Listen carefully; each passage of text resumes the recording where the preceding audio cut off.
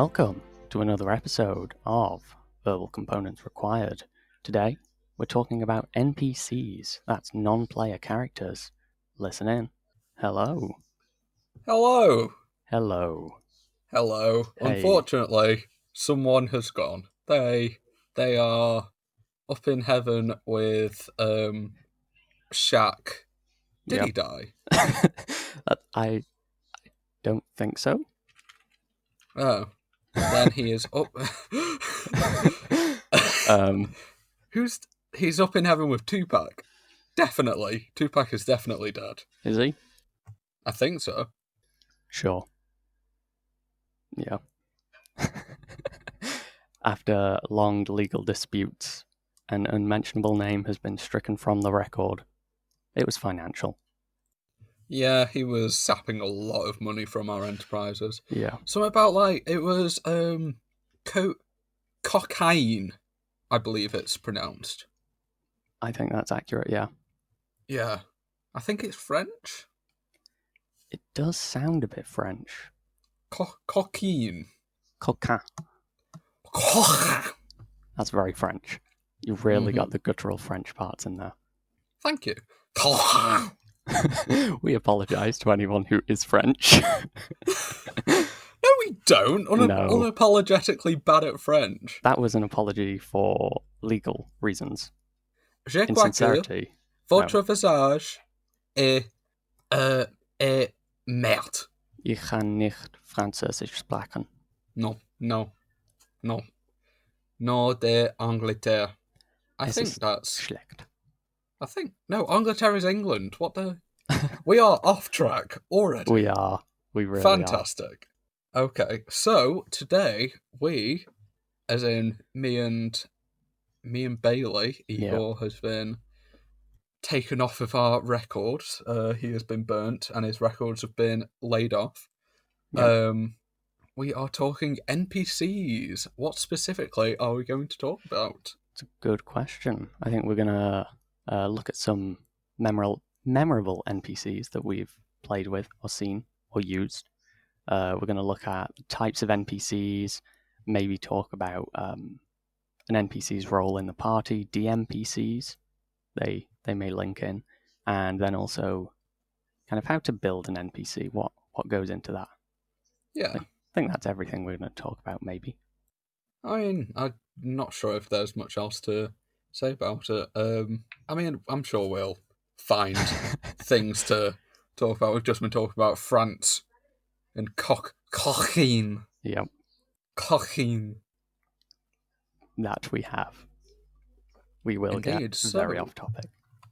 Memorable characters, and it will all be entertaining, I promise. It will. 100% entertainment or your money back, guaranteed. Mm-hmm. Legal disclaimer, you will not get any money. In fact, we may even take money. We will take money. Any chance we get. Yeah. You know, one of my NPCs was based on a woman that I robbed. Wow. I can't think of... I mean, you've got to find sources from places. Which woman was it? It was the woman who broke her leg while I was trying to... that one? Yeah, while I was trying to take her handbag. Number 47? I think so. Like, you just lose track of them. You're the one keeping track of them. I'm the one dealing with the legal matters over here. I guess. Yeah. Anyway. Memorable NPCs. What are you thinking? Any you can think of? So, it's a bit self-centered, but my most memorable NPC so far has been... So I'm running a Humblewood campaign, and they recently spent... The PCs, they'd recently spent some time in Alderheart, which is kind of like the city part of Humblewood, and looking around for some items and such, they came across two different potion sellers, one of them being a swindler, and the other one being a very senile woman. And I don't know if it was fun for the PCs to interact with them, but who cares about them? It was so much fun for me to play the characters. They were. I had an absolute blast. So the swindler was very fast talking, see, and no, it wasn't like that. It was Well, I'll see if I can get you that. Discount. You know. I'm having trouble now because I don't have the resources to riff off. Yeah. But yeah, and the potion woman was kind of slower speaking, and like she'd forget about. Like I think she had like a goldfish memory. The last 20 seconds was just gone for her. Yeah, we felt very bad for her, and also suspected that this snake oil salesman was stealing from her. An example of PCs making up their own stories. Yeah. We don't really have any significant evidence for it. We just felt like, you know what? He seems shifty. She's bad at remembering stuff. It's a possibility. Yeah. Yeah. Oh, poor old woman. What's she? I don't know. I've been rich for all you know. We don't know. We know very little about them, but made huge assumptions. But I Yes. enjoyed both of those characters. They were very fun. Yeah. They were fun to play. And, Eliza. I am having a blast with Eliza. She's kind of like a British girl, you know, like that you find in clubs. Speaking kind of like that, kind of fast, you know. Bit of slang, very friendly with the characters. Unless you piss her off, which Bailey has come into contact with. Yeah. I'm playing a monk with anger issues. No, I wouldn't say anger issues. It's not it was quite more just anger you were issues. pissy. Yeah. You were pissy. He's been living with only one other person in the woods for a long time and hasn't really learned to have manners or interact nicely with people. And so, you know, he's what's the word I'm looking for? Abrasive. Yeah, been a bit blunt. So Eliza revived his character, and his character was like, I guess he's useful for summer, or something like that. Yeah. And she has not liked him since. She's barely noticed him, No. barely registered his he had a bad day, and then a bad several days following that, where I think he was unconscious several days in a row. So, you know, he wasn't too happy. Okay. He's tried to make amends by he's proficient with woodcarver's tools, so he made her a little figurine of herself, which was fairly well made. Not great, but fairly well made. He doesn't know how to make it up. No, he doesn't. No. So, Bailey, any characters you have experienced? Yeah. Eliza was on my list, actually. Who else? Some of these characters you maybe don't know too much about because you weren't in the campaign. Oh, sure. Yeah. Fine. See here. There was both of these that I'm about to name are from Igor's campaign. Okay. The one before you joined it. The one with Torville? Yes. Yeah. There was Mad Hat, who was a very old man. He was tiny, and we found him in a cave. He was completely insane, and for no apparent reason, although I think there was a story to it, we just never got around to it. He was immune to all damage, but could not deal any damage, and thought that he was an animated hat. Okay. Yeah. He was very weird, and he spent all of his time on my head, curled up as a hat. Okay. Yeah. Mad Hat was weird, but he made for a great sentry when we went to sleep at night. Oh. Yeah. Yeah. So he was memorable for being very weird. Who else? Oh, and then also from this campaign, Celestia was her name. She was seemingly an orphan in the swamp who we suspected her mother had died because we found a large creature not too far from her and a fair few bodies. She tagged along with us because we were nice, adventuring people.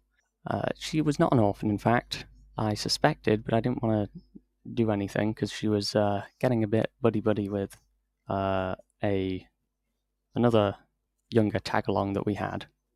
I suspected, but didn't say anything in time before she revealed herself as a succubus while we were in mid-flight over the ocean.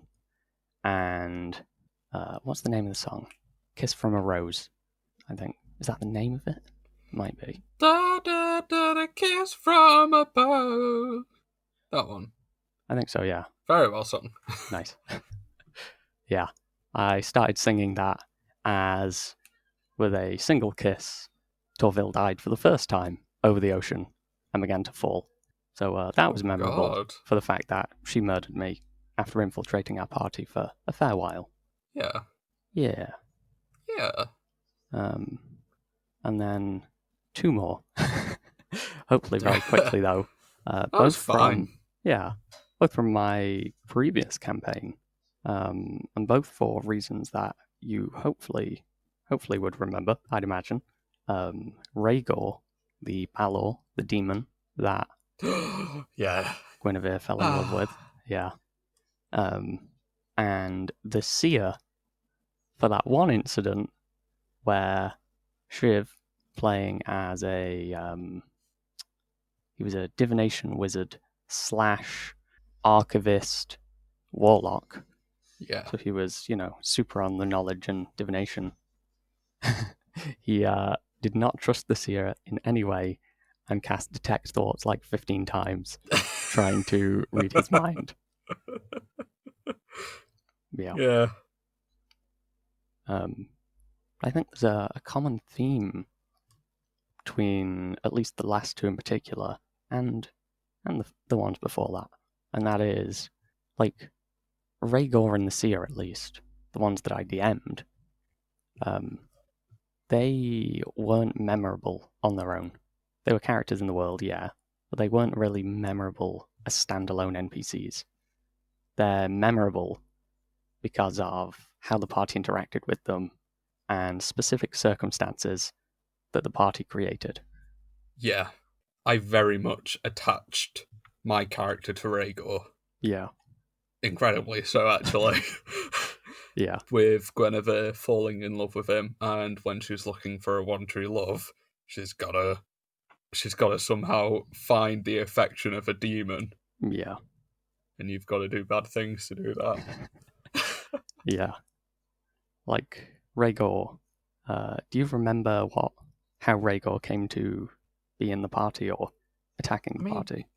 He was an antagonist for a sec, wasn't he?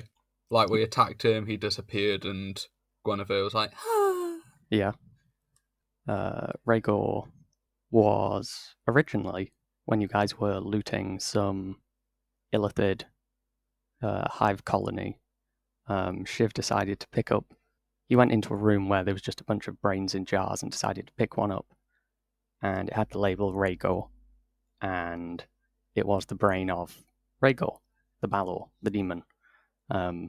He decided to take it along with him, and it was a preserved living brain so that Rhaegor couldn't return to the abyss.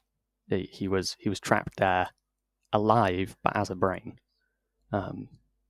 So he was being carried around in a backpack in a jar, and after several attempts, eventually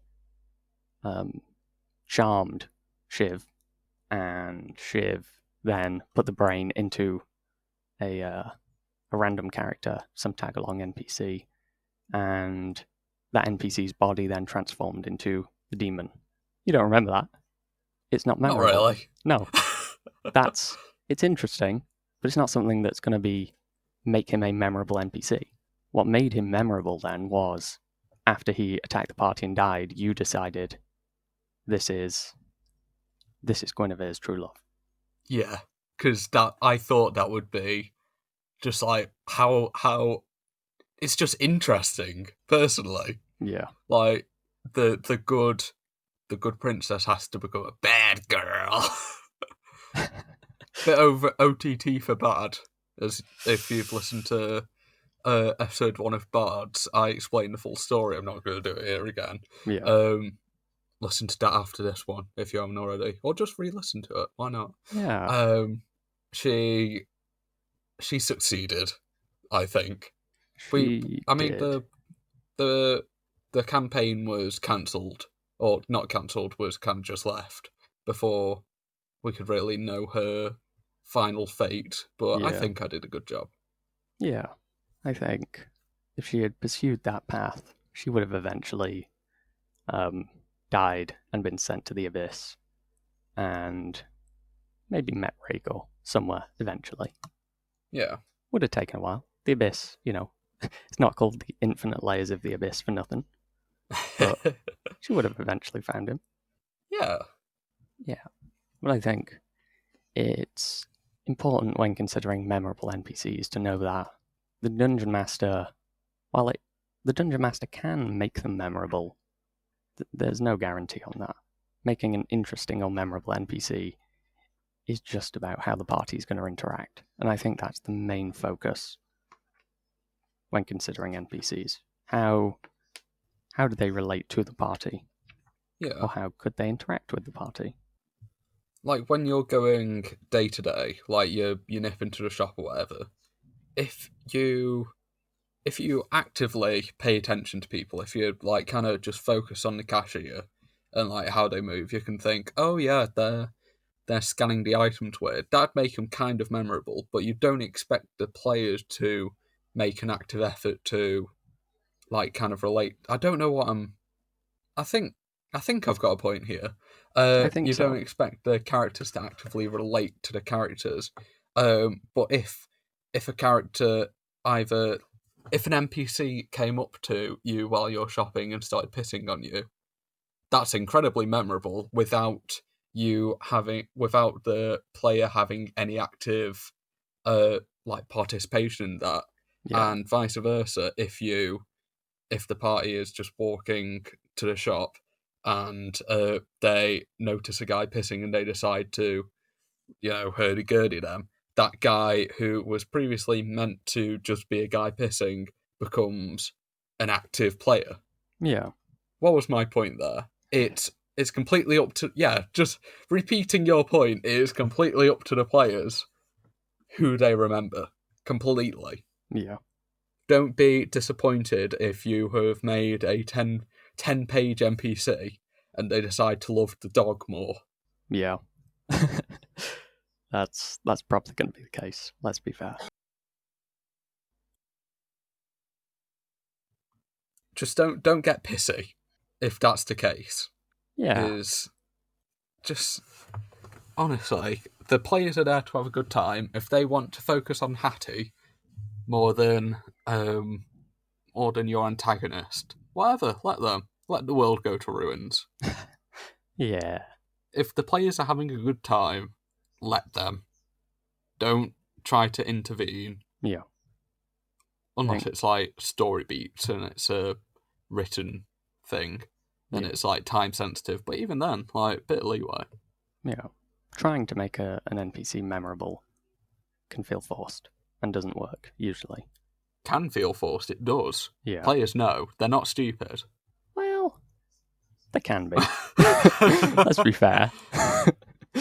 No. I mean, I agree. I remember on one of my first ever, I think it was the first proper game that we played, that I ran, I created a character which was reminiscent of the character Bayonetta, who was kind of like a monk character and kind of designed to emulate her.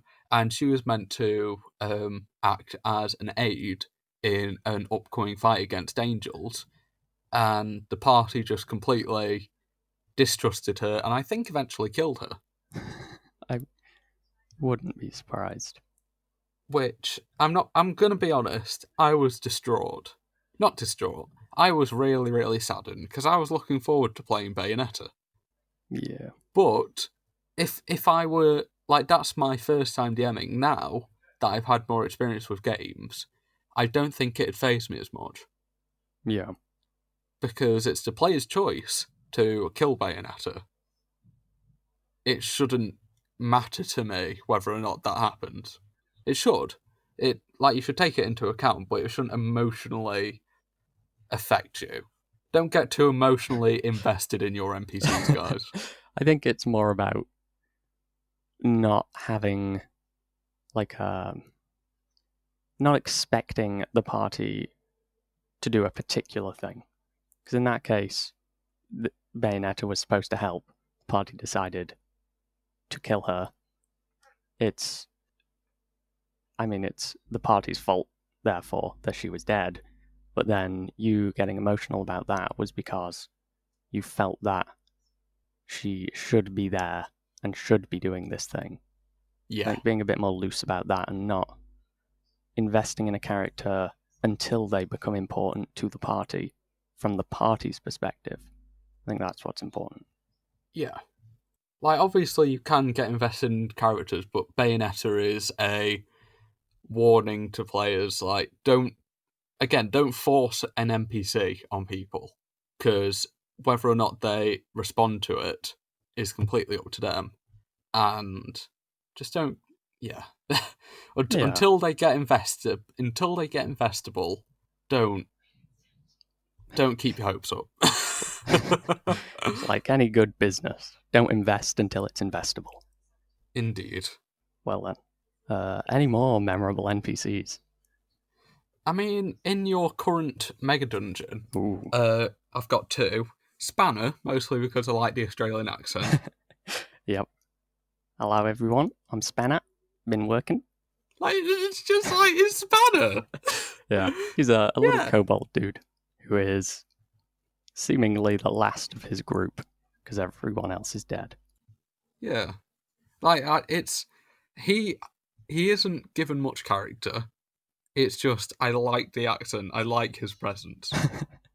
Yeah, he's always optimistic and willing to pretty much do anything as long as it doesn't mean he'll die. He's not obstructive. He's not morally judging. No. It's whatever. Yeah. Yeah. I mean, it'd be hard for him to be morally judging when he spent the past few days living only off of goblin corpses. Well, gotta do what you gotta do. Yep. Yeah. And the player guy, the grandmaster, the administrator. The administrator. Mostly for the accent as well. Yeah. I have been looking forward to seeing your progress in the dungeon, or fun and games. Yeah. Yeah. He's very confident for the fact that he does have all the power in this place. Yeah. If there are any lessons to be learned from our NPCs, you can extrapolate. Yeah. But yeah. Okay. Yeah. We've looked at memorable NPCs, ones that we think were interesting or significant in some way to the party or to ourselves. Yeah. Yeah. I guess then it's kind of moving on to creating an NPC. Yeah. But first considering what types of NPCs are there, or rather, what are the purpose of NPCs? Yeah. So it's more like you need a character. So if you need a barmaid or something, you have a character. And what I like to do when I build an NPC is, if it's from scratch, you have the NPC and you have a certain trait. So if it's going to be something like a barmaid, in my Humblewood campaign, whenever the characters go to an inn, they get the same person because I think that's funny. Yep. It's an NPC who is unnamed as of far. She has a deep voice and she's kind of brutish, and she is compliant to whatever the PCs need from a barmaid. It's pretty much her character trait. Yeah. Hiya, honey. What do you need? Kind of the what's her face from Monsters Inc. Always watching. Always watching Mike Wazowski. So kind of like that, like she has a certain set of traits that I can build off of. Like she's not very complex, but she fills the role that is necessary to what she is needed for. Yeah. She's not obstructive because she is specifically a shopkeeper NPC. She's not like she's not opposing the characters. She's not really like, well, you shouldn't be standing on the tables. I mean, if they were standing on the table, she'd probably say that, but she wouldn't be actively like, no, you can't go. I'm serving the opposition. She is there for a very basic need for the characters. Yeah. She fulfills a role. Yeah. So that's kind of one type of NPC where you need a role to be filled. And there is nothing wrong with that kind of NPC. Just don't expect them to be extremely remembered. Yeah. I mean, I send this on this thing. I came up with a list of kind of different types of NPCs, which some can fall into several. So just to read them out and list them here, and then go into what types she fulfills. As an example, adversary, villain, shopkeep, questgiver, guide, expositionary, backstory, filler. So those are the types that I came up with. Jump into what I think each of them means and what you think each of them means in a minute. But I think, what types would you say that the barmaid fulfills then? She is very much a filler and a shopkeep. Yeah. While the characters aren't in an inn, she really doesn't exist. Yeah. I think that's kind of how I'm defining filler. Yeah. So I think then, in that case then, yeah, filler. A filler NPC is someone like her. They don't exist until you need them to exist. They are, the old woman on the street that the party decides to ask for questions. Ask for questions? Ask questions of. Give me questions. Ask me my name. What's my name? Yeah. What is it?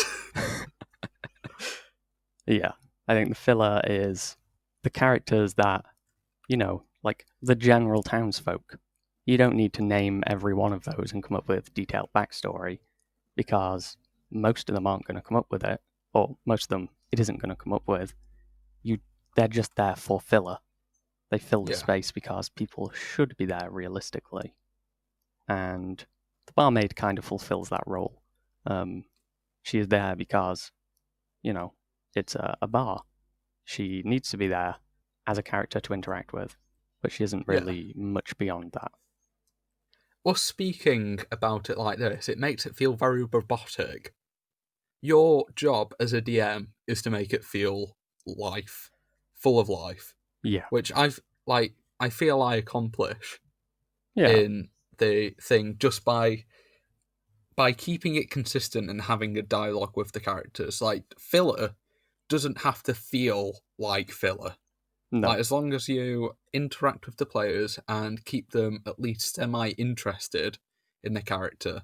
Like, they don't have to be like, yes, the scroll is in the cave. They can be like, oh, well, a few days ago, my son went missing. Oh, another thing, you can sprinkle in, like, unnecessary details that, like, doesn't affect the story as a whole, or maybe it's, like, linked to the actual story, so it'll be like, people have gone missing in a town, you've got to save them.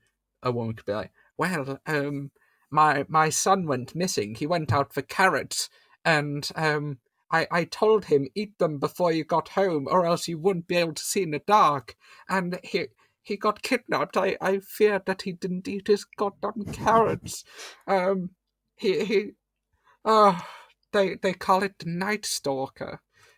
Maybe go check in the caves. I've been hearing things. So, like, I didn't plan any of that. Like, I'm just amazing at improv.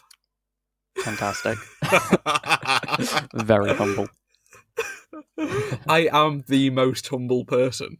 Yeah. So it's try to make them feel like people. Yeah. I think filler is the one where that really works. They aren't there necessarily for a specific story reason. Filler usually is the party has sought out a random character for no apparent reason. But it's important to remember that just because they're filler in the story we're telling doesn't mean in the canon of the world that they don't exist. They do have their own lives, and you can throw that in to make it feel more realistic. Very much so. Yeah. Anything more on filler? Not really. Yeah. I think filler's the catch-all at the end, mostly. It's usually the characters you didn't plan that the party has decided to grab a hold of or seek out that you didn't think they would. You will get better with experience as you DM. You will get better at on the spot coming up with like little tidbits to chuck in and like on the spot, like, oh, what accent? How should I play them? Yeah. So like, don't be disheartened if you're just speaking in your normal speaking voice as a filler character. No one should expect you to like put on a show like a grandiose whatever. But yeah, like little like details I feel in filler characters just kind of like helps separate the filler from the good filler. Yeah. I think I definitely agree. And I think also in preparation for expecting that there will be filler characters, having a list of random names, maybe with subtags for the kind of race that you feel they'd be associated with. Or I find actually there's a plug here for Pinterest. There are a lot of great random tables for D&D on Pinterest. In fact, I've just found one here, which is a random conversation generator. Really? Yeah, this is overhearing stuff at the black market specifically. You stole my kids, you son of a bench! He liked his kidneys! Yeah. It's got a column for the sentence that caught your eye, or caught your ear, I guess. And then it's got a separate column for the juicy bits of the conversation if you rolled high enough and got the details of it. So stuff like that, I think, is very fun if you can't come up with your own stuff. Yeah. Just having a list ready of potentially random stuff.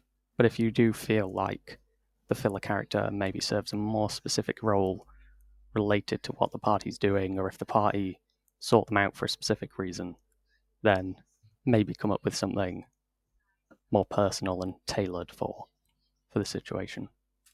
Yeah. Any more to say? Don't think so. Okay. Yeah. What are the NPC types should we talk about from the list here? I would like to speak about Questgiver. Okay. You walk into a tavern, and around the commotion of people clinking their beers and possibly a few card games going on, in the corner is a hooded figure who, upon seeing you, beckons you over with a long, spindly finger. Perfect. So that's very much a stereotypical kind of call to action starter. I mean, a quest giver is really, they are defined by their need. Yeah, I think it's what do they want? What are they going to give for it?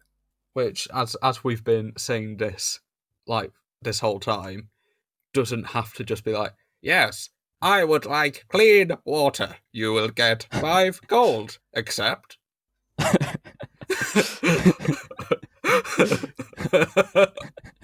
They don't even speak. They just slide a piece of parchment across the table that says 5 gold equals water ? And then 2 boxes for yes or no. that would be interesting if their like mouth had been sewn shut. Ooh, And yeah. like, I don't know, like there'd been some kind of like tongue stealing creature. It's a devil in disguise trying to get you to sign a contract. It's got a Ooh, bunch of hidden clauses that are like subscript inside of the letters so small that you can't read them. yeah. And like the pen that you're using to write it, spikes come out, and Ooh, a trickle of blood goes down the pen, drips onto the contract as it puffs into smoke. yeah. Blood binding. Mmm. Damn quest givers. Always doing it. Every goddamn time. You think you learn. You would think that you would learn, but apparently not. Like I've got like 5 demons vying for my soul right now. Yeah. It's Like a lot of legal action. Like I've gotten like a 2 hour break from the court case right yeah. now God. just to record this. Honestly, Yeah. Number 47 coming back, especially after mentioning her number. hmm. Yeah. So yeah, I mean, Questgiver is. I mean, I've kind of said it all. Like with filler, like when you are creating a character, you need to have certain spots that you want to hit. Yeah. So like, do they want to be do they want to be relatable? Do they want to be sympathetic? Bunch of people dying in a town.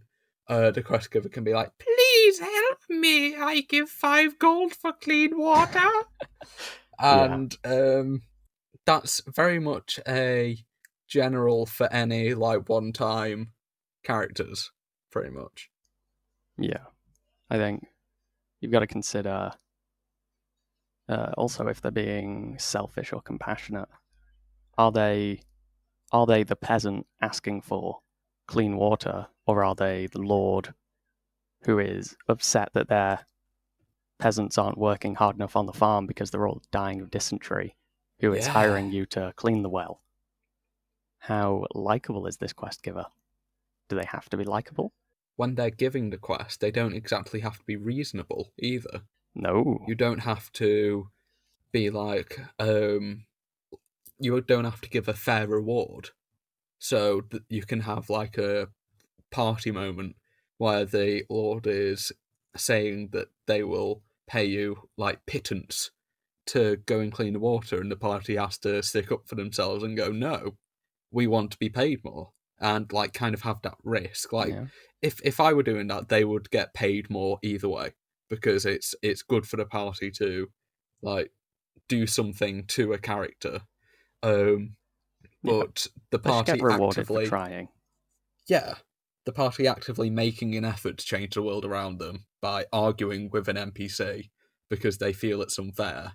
Like you can really bring out certain like traits that characters might not usually be able to bring out Yeah. in any NPC. Really, it's more being prepared to um like have the certain circumstances to be able to bring that out. Yeah. It's the quest giver is a good opportunity to bring out traits of the world, things that are problems that need fixing, but also traits of the party, things that they stand up for and believe in as characters and should therefore fight for. Yeah. So if they are called over to maybe execute a few peasants because the lord feels like they are not working well enough, if you've got a lawful good party, then that could be like a proper thing that they can latch onto. How do we remove this guy from power? Yeah. Like, could we possibly assassinate him? They don't have to accept it, Yeah. really. Like, a quest can be denied. I mean, in a similar vein, a more kind of party struggling scenario. Party is lawful good, and these peasants have stolen. They were stealing bread to feed their family, but they've broken the law, and the Lord is hiring them to be executioners. Ooh. They, by accepting the quest, they're obeying the law, but also they're killing people who, depending on your perspective, are, by the spirit of the law, innocent. Yeah. Yeah. Quest givers, they tie very heavily into the quest itself. What do they want? How selfish are they? What are they giving for it? Do they hate the party or not? All these things. It's good opportunity for interaction and self-reflection. Yeah. So, which one are we speaking about next? Your choice. We've spoken about filler, Questgiver. I feel like because it related to the barmaid, we can talk about the Shopkeep. Okay. So, same with the Questgiver. They don't have to necessarily be agreeable. It helps if they are, but you might have a Shopkeep which is really overpricing their stock, or like the potion sold I had in my campaign is really unreliable, like shady, and who knows where they got their stock from. Yeah. Yeah, I think you can have, in some scenarios where, you're maybe pressed for time or the transaction is simple enough, you can just go, okay, you're in town, mark off however much gold you want to buy these mundane items from the shops. That can work in some situations. But you might want to make a shopkeep unique. You might feel like maybe there's a bit more flavor to this one, particularly if they're selling non-mundane items. I usually find it's important to maybe make them a bit more than just a mark off your gold situation. Yeah. And the thing with shopkeeps as well is if you go onto the specific, it's in the PHB, like there is a list of mundane items and a normal expected selling cost. Yeah. A fun thing that you can do is go a bit above that and see if the players haggle for it. Yeah. Which is always fun. Yeah. I also find going below it a bit can also make it interesting. The first campaign I ran, the town that you guys started in, for the sake of being nice to you, was the town where most of the nation's healing potions were produced. So there was a large alchemy guild, and the price was severely reduced because it was buying directly instead of through shops. And I think, you can arbitrarily increase or decrease prices, but I think considering the economy of the world even can make it feel more realistic. If there's bandits blocking a road which it leads to the iron mines, maybe at the moment all iron-based products are increased in price. It incentivizes the party to interact with the world in other ways. Yeah. And the thing with there being a specific place where things are cheaper, if they are maybe strapped for time, they've only got like 5 days to do something, and the potion place is 2 days away. Do they stock up on items in the place that they're currently in and maybe pay a bit more for health potions, or do they go and get health potions specifically because they are cheaper? Yeah, it's a resource balancing and tough decision-making situation that can be brought about by the shopkeep themselves and their choices on the prices of wares. Yeah. Yeah. What else do you think a shopkeep needs as an NPC? What role do they serve? A shopkeep, depending on. So, a shopkeep can either be not only limited, but they can be a stationary shopkeep or a travelling merchant, is the two that come straight to mind. Okay. With a travelling merchant, you can kind of have a more general, like if the party wants to interact with them and kind of ask about the situation in the world as a whole, you can maybe like say, "Oh yeah, I've been to Hergeflurg. I know the situation there." But the shopkeep in a stationary place will have more detail about the place that they're in. So it's kind of like an information gathering resource as well. Yeah. Considering that they interact with many people every day, you assume, unless they're like an awful shopkeep or not very popular. It's an automated vending machine.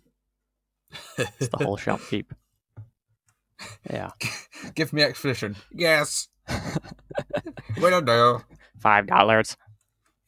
Bad guy is bad. Thank you, Shopkeep. No problem. Yes. Perfect. Yeah. I think it's a different type of NPC that we might talk about a bit that is quite general, but the expositionary NPC, I think shopkeeps can also fulfill that role quite often based on what you were saying with how much they interact with people, either traveling around or locally. They gather a lot of information and can be sources of that information. Yeah. Yeah. So what else do they need? Shopkeep, they need to have what wares are available, the prices, what information they have. Those are kind of the main things about a shopkeep. You don't necessarily have to have a shopkeep have everything either. No. Eliza is a merchant, technically, in my Humblewood, and the Humblewood campaign specifically says that at the start of the game, if a character asks for a certain ware that is in the mundane item list, roll a d6. If it's even, then she has it. If it's odd, then they don't. So that brought about an interesting thing where, unfortunately, one of my characters couldn't get a hold of a tent because I kept on rolling negatively in their favour. Yeah. So they don't have to stock your PCs every wish. It's good to have a certain list of what they do and don't sell. Yeah. Makes them more unique as well as a shopkeep. Yeah. If you've got a certain shopkeep which maybe specialises in lighting goods, why on earth would they have like an adventurer's kit? Yeah. It's about making them. They could be a general goods person who sells a bit of everything, but in reality, before supermarkets that stock most things, a small time shop probably won't be able to stock everything. Yeah. I think though, if you do that, then you need to be deliberate about it. So, if you are going to split up to different shops that the players can find items in, you need to not specifically deliberately tell them, but make sure that they know what they can get. Because if one of them is thinking to themselves, oh, I might want to look for a hooded lamp, which is kind of like a lamp that you can cover so that it produces less light. If they're like, oh, I'm going to look for a shop, and you direct them to find the camping shop, not a good example, and you direct them to find a food shop, they're going to think, well, there's only a food shop here. I specifically looked for a shop, and there's only a food shop. I'm not going to be able to get my hooded lamp. Yeah. Make it clear that there are different places that sell different things. It's not just this one town has this one shop and it sells this one thing. Yeah. And you can be deliberate about it. So if you have a party with some people who can't see, and who I cut myself off, and you have a party of blind people. Just get blind sense, God. You have a party of characters who cannot see in the dark, and they have no means to see in the dark. You might want to hold back on them buying a lamp if you specifically want to throw something at them where it would be much more interesting if they were not able to see. Yeah. And it could bring up interesting character things like, how do we see?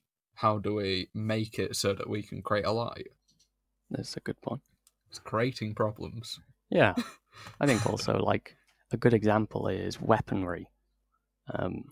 We usually take, like, carrying a bunch of weapons for granted in D&D, but there may be a city or town where you need a permit, or you're just not allowed unless you're a member of the guard or something, in which case there probably aren't like smithies or shops that just sell any type of weapon you want.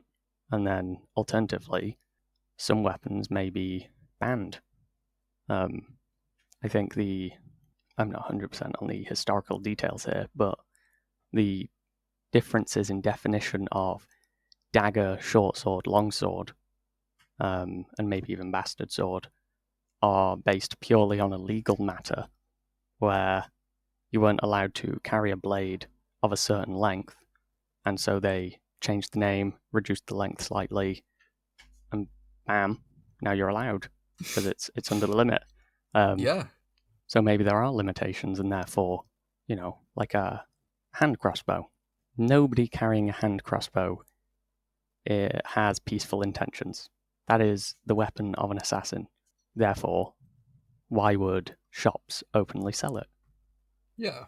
It's like selling poisons. Yeah. Like, why would a food retailer or why would a herbal retailer who specialises in healing people, why would, even though they have the means to create a poison, why would they? Yeah. It's very nefarious. It may not be allowed, and they may not agree with the sales of such a thing. Maybe they do. Maybe they're a shifty shopkeep. It's a good opportunity to have the shopkeep introduce the players to the underbelly, the what's the word I'm looking for? Like the black market side of things, the behind the scenes nefarious side of shopkeeping. Maybe they overhear in the shop someone saying a key word and then being let behind the counter to another shop. Ooh. Shopception. Shopception. Shopception. Shopception. Into a trapdoor which holds a poison emporium or something. Just like separating goods can be a very good way to exemplify certain laws, restrictions, and needs in a town. Yeah, it's I think the shopkeep is we've talked a bit about the shopkeep as an NPC, mostly about the shopkeep as in terms of the shop itself, but I think the shopkeep, less than a character on their own necessarily, can serve many different roles through their shop. It is not about them specifically. It does more kind of lean on the shop itself, because that reflects their choices as a shopkeep. Yeah. Is that all we have to say? I think so. Shopkeep is a very general one, but it's a fun one. Yeah. There's a lot you can do with it. There is. And it's a very necessary one as well. It is. Yeah. Unless the players are sourcing all their things on their own, which good luck to them. Mm-hmm. Mm. Mm. Mm-hmm. Mm-hmm. Yes. Anyway. So, I would like to talk about guide. I want to leave adversary and villain to last. Yeah, I wanted to pair them together. Yeah, very much so. Yeah. So, guide. Guide. The seer was kind of a guide, as in he had certain information which would allow us to continue our quest. Yeah. However, not explicit information. Yeah. I think that's probably more the expositionary side of the seer. I think the seer served like a guide / expositionary role. To me, the guide is more probably like the guide is the closest to what we'll probably get onto after talking about the different types, but the DMPC or the NPC in the party, or they're the one who joins the party to not necessarily go on the adventure, but to guide them from A to B. They accompany the party for a short time because the players aren't necessarily aware of the geography of the world. Okay. So would that be just like hiring a map keeper, so Yeah, to say, like yeah, a small mousy little man who seems to not really like to stay up ahead. However, he does like to fawn and look over all of the curves and trees in the forest, ooh, making notes every now and again as he seems shocked to see a certain portion of land which he obviously hadn't seen before. yeah, Bam! blammo. Bat blammo! And I think that's also a good opportunity. The guide can very easily be a quest giver. Um, that could be the quest as you're describing. They could be a cartographer trying to actively map out this area, and they want the party to accompany them. Because I think an important trait of the guide is that they probably aren't a combatant. They won't be participating in fights. They're not there to aid the party in terms of combat. They are a not necessarily feeble, but a backseat role who is uh, describing a direction, but not helping the party necessarily in getting there. Yeah. And going back to Eliza again, she was kind of a guide Yeah, she was. in the case that she met the players from their starting point, and she kind of so guides are necessary in the way that it makes it so that the PCs don't have to explicitly find out where they need to go, Yeah, which is bad. It's bad in a way because, like, of course they should be like going out on their own and striking out. But if they're specifically like, we need to go to X, how do we get there? It's not bad to go like, oh, here's a little character who will accompany them, so you don't need to worry specifically about, oh, for God's sake, we're lost, we're gonna die out here, which yeah, just slows down the story. yeah.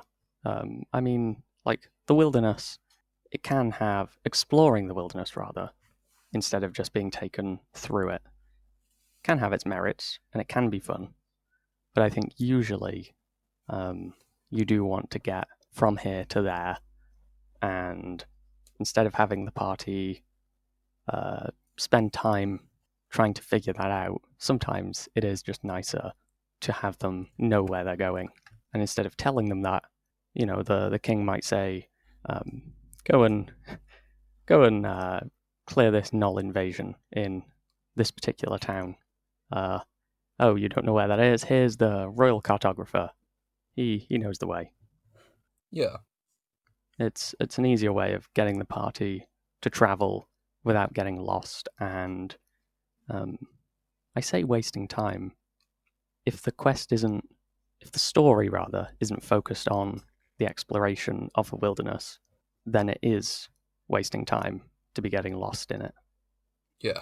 I'd argue. Unless there is a specific point to getting lost, Yeah. it shouldn't be happening too much. No. You can have fun encounters along the way, but getting lost is more of a delay than anything. And part of the general, well, it's kind of stereotypical, sort of the point to the character of the cartographer being kind of backseaty and not really engaging means that you can throw in, oh, you got attacked by a few gnolls or whatever, because then you can count on the fact that the cartographer is automatically out of that fight. Yeah. You don't have to rely on the PCs to save them, really. Yeah. I think the guide being a backseat character as opposed to a combatant is also because they're there to provide direction. They are not there to carry the party through fights. Yeah. And the party should know that, and that should be made clear. And the best way of doing that usually is to make them appear fairly feeble or non combatant, or even say explicitly they are not trained with weapons or magic or anything. Um, you can have one who, uh, knows their way. Maybe it's a sailor, and she looks like she carries a blade. She knows how to handle herself, but she's probably not equipped for the kind of fights the party's getting into. it's plausible that she could defend herself and get away, but not necessarily win a fight. And I think making that clear can be important. Yeah, she is able to, like, if it depends on the situation then. If that's the kind of character. So if she is piloting the boat and you get attacked by pirates, she's completely equipped for that then, in that case. And she can, I'd like to say aid, but you don't want to steal the spotlight from the players. So it would more just be taking damage away from the pirates and then disengaging and onto another pirate. Yeah. Before she gets to killing blow. She shouldn't be increasing the party's power, really. She should just be visibly defending herself, to be realistic. Yeah. But not heading the charge.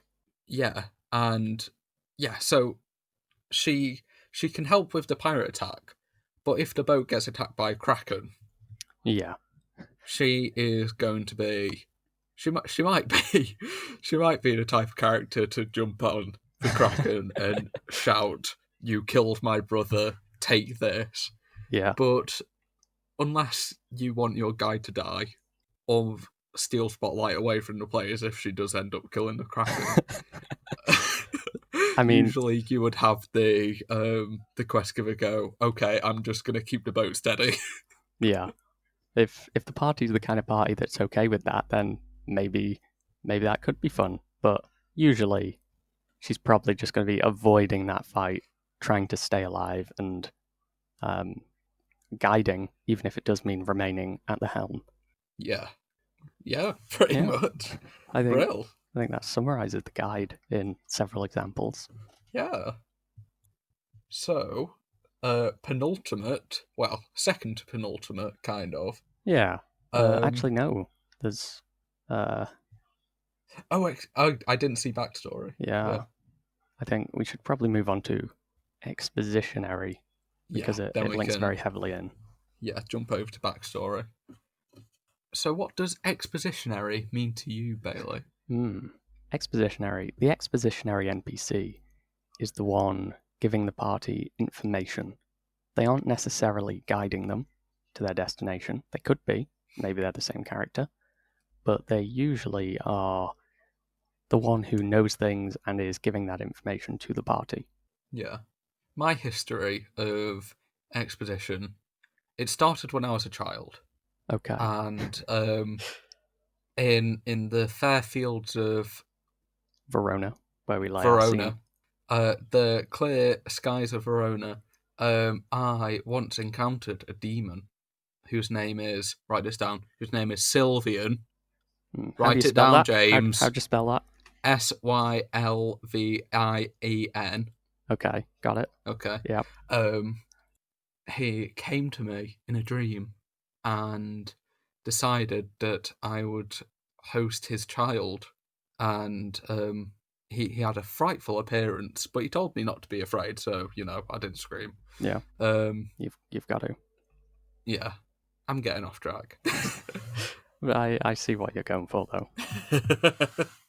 So that kind of that expositioned the fact that there is a demon, that there is a child somehow involved in the story, and it gave the name of the antagonist, which for some people in spells, the name is necessary. Yeah. So it's just exposition is giving information for free. Usually for free. Well. Yeah. I think expositionary NPCs, like that character could even be a quest giver, and usually the quest giver is going to be a bit expositionary because they need to give information about what's happening and maybe how it's happening, maybe why, maybe they don't know. It's very important with this kind of NPC to know what information do they have, what information do they suspect they have, because their information may be wrong. Yeah.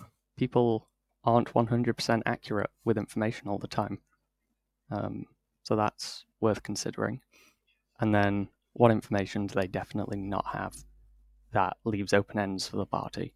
It's a very well documented phenomenon where victims will completely misremember a situation. Yeah. So you could, if an old woman was mugged and she says, "Oh, it was a tall, dark man with a dagger," and it ends up being 3 gnomes in a trench coat. Classic. If the party is specifically thinking, "Okay, we've got to find a tall, dark man," and they disregard the gnomes, then they're a stupid party. They look at 3 gnomes in a trench coat holding a dagger and think, can't be them. Yeah, she specifically said Yeah. it was. We have your tall, DNA, we dark scried on you, we found you. But she said it must have wasn't. gone wrong. Yeah. So that's obviously a ridiculous idea that the party wouldn't be able to adapt their thoughts over to, oh, it's 3 gnomes in a trench coat. Yeah. So being unreliable isn't a bad thing to be, oftentimes. No. As long as you're not completely off. So if you tell them to go to Kavunkan Caves instead of Radokan Caves, that's bad. This seems like a real example, Lewis. Is it? No. What? No. Huh? What? Huh? Don't check Radonkan Caves. Don't Google that. No. Please don't. Anyway. Yeah. As with everything, be strategic with what you are misremembering. Yeah. In the case of like the Shopkeep being the expositionary NPC, it's very possible that their information they would have gathered from what's the word I'm looking for? Clientele, people coming into their shop and buying things. So a lot of their information is probably rumor based, and they can say that explicitly so the party's aware it might not be 100% accurate. But some of it will be true. Some of it's probably exaggerated or false. But there should always be a hint of truth, unless the character is explicitly lying to the party. Yeah, and it's like with information gathering, with like statistics and whatever. If you stand outside of a business bureau and ask people what their job is, you're going to get fully businessmen. Like if there is an NPC who lives in a village and I don't know, people are getting sick, and like only like 3 people are sick and they're all their close friends. If the NPC goes, "Oh my god, everyone's getting sick," and they're like in hysteria. Yeah. What was my point? It's about understanding the NPC's situation and how that affects the information they have. Yeah. Yeah. Yeah. Just don't throw them for a loop unless you have a backup plan in case they specifically believe it. Yeah. The issue with false information or misinformation is it can kind of, I say derail, can really throw things up in the air and take the party's focus away from the task that they're doing and can be confusing. So it's something to use carefully, not all the time. Yeah, like my example before with sending them to the wrong cave. Like if you're expecting them to go, "Oh no, we need to go to the right cave, not the wrong cave that she specifically told us to go to," that's not going to happen. You need to guide the players. If maybe the NPC goes, "Oh yeah, it was a cave with glowing shrooms," maybe they can like go out and find out which cave has glowing shrooms. But if you specifically give them wrong right, any more points on exposition? Not really. I mean, coming back to the seer, who you used as an example of the guide, because he was a guide, he accompanied you, but he did also serve an expositionary role. He had... so the party was quite high level and was aiming to ascend to divinity. They wanted to become gods, and in order to do that, they had to find out how and take those right steps. So the way that was solved was there was an NPC who was called the Seer, who had been petrified for a very long time. Petrified. Been petrified for a very long time, having uncovered this knowledge and being silenced through the petrification. They found him, unpetrified him, and he then, of course, in order to keep this knowledge from being given by him, had been amnesiaed. He couldn't really remember the exact details. So he gave a fair bit of misinformation. He understood roughly he understood the process, but not necessarily the specifics. He had a list of items that the party would need, except he knew that some of them weren't necessary. He couldn't remember which. He'd been given a lot of false information, some information missing, but he did know some things, including the location of the first place the party had to go to. So he was very much an expositionary character who held all of the information the party needed, and a bit more that wasn't quite right. Yeah. Yeah. Yeah. Yeah. Just an example of an expositionary NPC. Yeah. Okay. I don't have anything more to say, I don't think. I don't either. Nice. I think we have 3 left then. Mm-hmm. Shall we move over to backstory? We should. So to me, an NPC whose role is quote-unquote backstory, I'm not quite sure what to call it, but I put backstory because I felt there needed to be something to cover the fact that players can create NPCs. Yeah. Characters from their character's backstory, who they've name-dropped, mentioned, created the idea of, need to exist in the world for the player to come back to. Yeah. So it's people who hopefully the player will recognise and react accordingly to, whether negatively or positively. I've seen a very specific clip of Critical Role, which I haven't watched, but it's when the gunslinger guy, he has something to do with Lady and Lord Greenwood. Oh. And it's Lord his and Lady face Briarwood. change. Yeah. Something like that. And it's his face change when that name comes up. Yeah. Which has just popped into my head right now.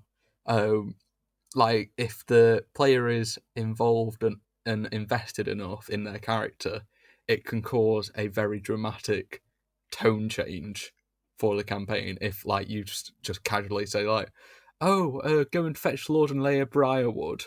And let's say Lord and Lady Briarwood, like, tortured your family and killed your tribe or whatever. Yeah. It's very quickly tone changing. Yeah. For the entire party and the mood of the rest of the rest of the session until that problem is fixed. Very easy way to create tension. It relies a little bit on the players and their creation of a backstory and knowing their backstory. But if they're invested enough in their character to have done that and have known that, then as the DM, name-dropping those NPCs or putting them in can really shift the mood and can even create whole quests on its own and whole side stories as you address this character's backstory. Okay. I think it relies very heavily on the players' backstories. It relies on actually having a backstory. That's First true. off, they're not just a murder hobo. But it relies on storytelling within the player's backstory so that you can create that kind of like negative feeling. So let's say if they came from like a peaceful tribe, you're not going to be able to name drop. Well, I guess you could if it was like Gram is in a torture chamber now. Like Yeah. they are emotionally invested in the backstory character if you Yeah. put them in jeopardy or in a bad situation. Yeah, okay, I get Yeah. what you mean. Yeah, I mean, they don't necessarily even need to be in jeopardy. It could just be, um, I don't know, father runs a shop in this particular town. We need this particular resource that he sells. That's a good opportunity for the party to go to this NPC who is an important character in that player's backstory. yeah. And given that the PC has given enough like backstory on the actual interaction between the NPC and the PC, it should be fairly Yes. easy to riff off of each other Yeah. to create a nice experience.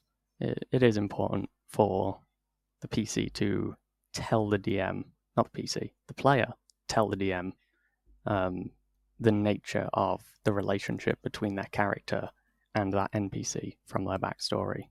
Because the player is being a bit of a twat if they're like my mother was there in my childhood, and Yeah. when you go to play their character, you play a very caring role. They're like, no, that's not how they meant to be. Yeah. It's It's, like, well, what? Tell me. yeah. It's very important to know going in what kind of interaction to expect. Because as good as backstory characters can be, if you break the expectation of, well, it can be done well, but if you make the caring mother figure who had been by the character for their whole life into some form of villain, like if it was expected and if it was if it melds into the world, it can be good. But if it's just out of nowhere, yeah, your mother hates you, that's not good storytelling. That's not a good use of the NPC. Yeah. I think it's important to acknowledge that as the DM, you may feel inspired by certain parts of the player's story, and you can suggest that if you want, although it's not your place to write it for them. But the player likely has their own ideas of the information in their backstory and the characters, and that's your first priority is making that the reality over any ideas you have. Yeah. I, when asking players to do backstory, I usually ask you guys to write as much as your character would know. Okay. I tend to avoid having you write information that your character wouldn't necessarily know, like Oh, I get you. So like, they as a baby they survived the calamity where a meteor struck their home and put the surrounding area into 100 years of like ash and dismay. Like yeah, if you're running a happy campaign. yeah, or like I don't know, maybe um, like I'm trying to think of maybe the mother was nasty to them in their backstory and barely spoke to them, but would the character know why? They may do, but if Okay, they I don't know get you. why, then the player shouldn't write why. They can do if they feel inspired, but usually by leaving like the background stuff that the character wouldn't know out of their backstory, it allows the DM to come up with hidden information, and that allows uh, the player to interact with their backstory in a way that they didn't expect. Not Gives the everything. DM a bit more to chew on, Yeah, not really. everything is expected and perfectly orderly. Yeah. Yeah,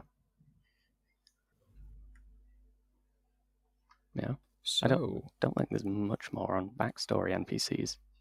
not really. It is just they are there because the player created them, um, or maybe you created them as the DM, but Ooh. they, in some way, existed in the player's backstory. and so they need to exist in the world in case the player wants to interact with them. Yeah, there should be a contingency for most, if not all, of the players' backstory characters. You should be prepared to bring them out, so to say, if needed. So if the character goes, oh, I want to visit my granddad, who lives in this town, and you're completely unprepared for that, that's on you. It's about working with the player to get all the information that they have, all of the characters out of their backstory, and then working more so on your own then to integrate them into the world, but making sure that the player agrees with whatever information they do know or have. Yeah. Okay. Sounds like we're done on that one. Blammo. Okay, that has been episode 1 of NPCs. This went on for a while, so we split it up. Hopefully, we'll be looking forward to the next section of NPCs. Stay tuned.